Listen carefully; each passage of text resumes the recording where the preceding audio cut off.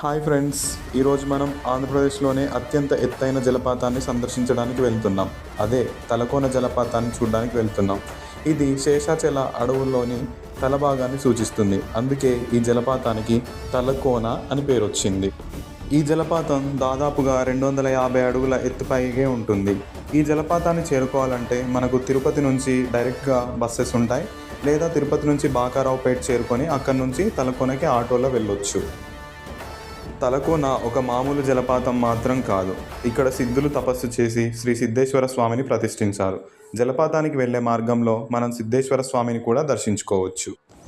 సందర్శకుల సౌకర్యార్థం తలకోనలో TTD cottages కూడా అవైలబుల్గా ఉన్నాయి. పర్ డేకి 300 ఛార్జ్ చేస్తారు.